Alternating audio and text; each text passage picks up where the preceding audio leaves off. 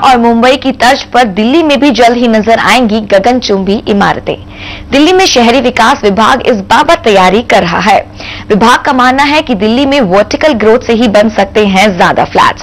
संभव है इसी महीने संशोधित मास्टर प्लान में इस योजना को किया जा सकता है शामिल।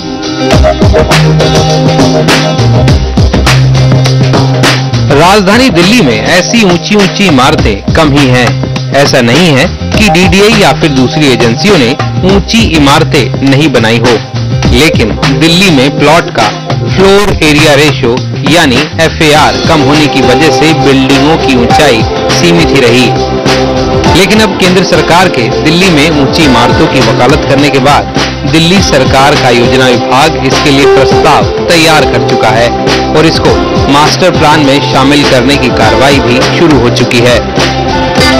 जानकार मानते हैं कि इससे राजधानी में फ्लैट्स की मांग और सप्लाई का अंतर कम होगा।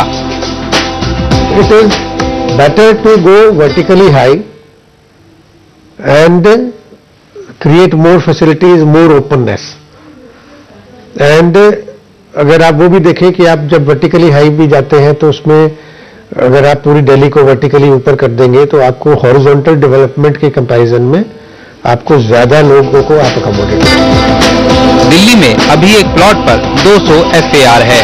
अगर योजना मंजूर हो जाती है तो दिल्ली में ये 600 FAR तक बढ़ सकता है, यानी जो बिल्डिंग अभी 5 से 6 फ्लोर तक बन रही है वो 18 से 20 मंजिला हो सकती है।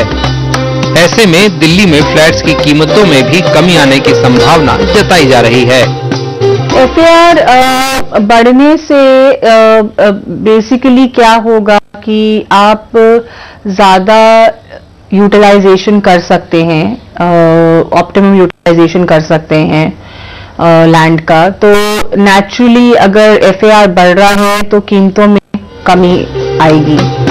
हालांकि दिल्ली में ऊंची बिल्डिंगों से सीवर, सड़क, पानी, ट्रांसपोर्ट और बिजली जैसी सुविधाओं पर बोझ बढ़ेगा। ऐसे में FAR में बढ़ोतरी का विरोध भी हो रहा है, लेकिन सस्ते घरों के लिए जरूरी है कि यहाँ बिल्डिंग्स की ऊंचाई बढ़े। दीपक उपाध्याय, जी मीडिया, दिल्ली।